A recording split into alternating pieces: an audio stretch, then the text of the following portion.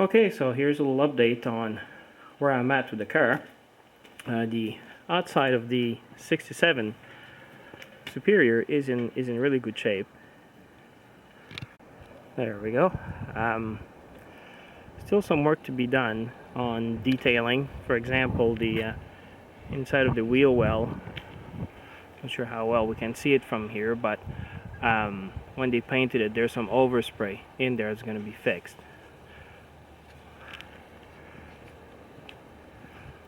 On the back, the rear door needs to be aligned. As we can see on the driver's side, there's a little gap here. It's going to have to be fixed, probably with some shim on the side where the hinges are.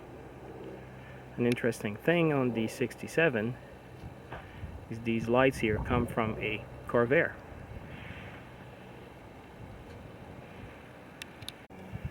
The other thing I'm considering is on the vent here, either turn it around so the opening is at the back or seal it altogether. So here's the view from the driver's side. As you notice, there's no lights on the roof because I have to take it off to get it in and out of the garage. So here's the engine.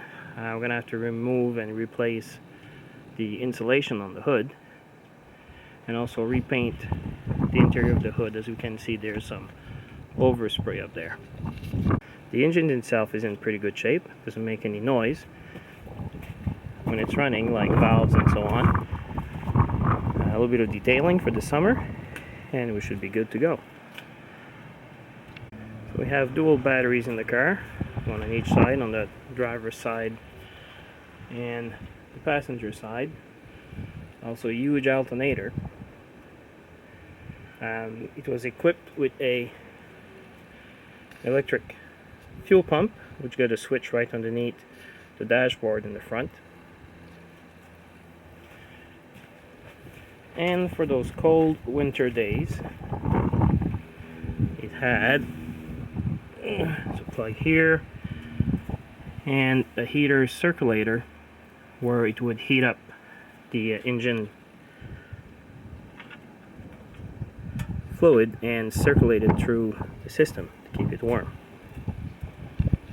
The inside front compartment of the car is in really good shape.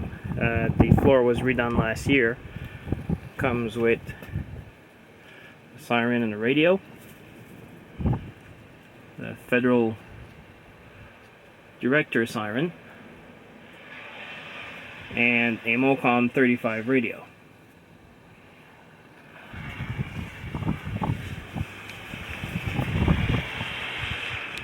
So here's a view from the driver's side, just a different view of the front.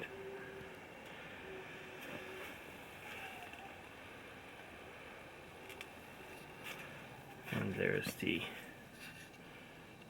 control center for all the electrical system. Everything works well, so we should be good to go by the time summer runs over. The interior of the car was gray and red. See on the door and also in the back, same color scheme. As we can see, the doors have gray vinyl on the top of the aluminum sheet. Has a fan for circulating air, and the windows are all in good shape, and it's still got the suction. On the back door, it's got the gray vinyl and the aluminum sheet. Most of the trim is good. However, we're going to have to get some of the trim redone where it's pitted. Send it to be re-chromed later on. Same on this side. Where things are getting more interesting is after removing the floor, taking apart my 69. Really was a good indication I had to do this. Quite a bit of rust in the on the back. Quite a few places will have to be replaced.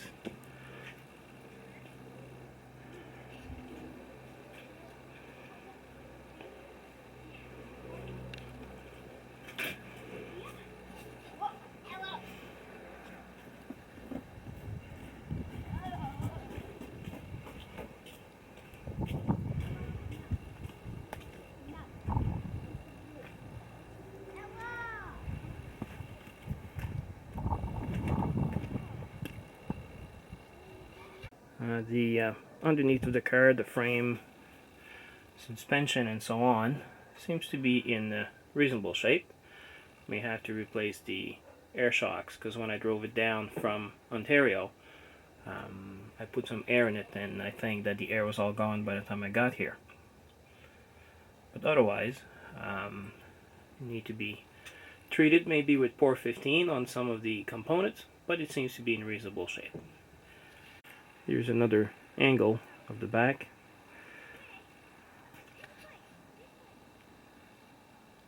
So the cross member there at the back will have to be touched up. The hole at the bottom was a rust hole.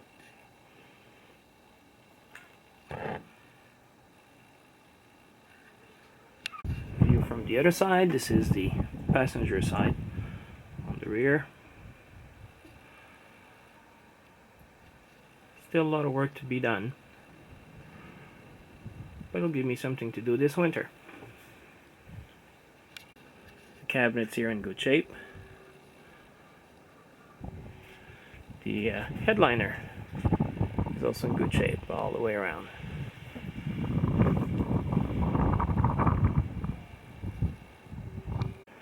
So overall, things are good.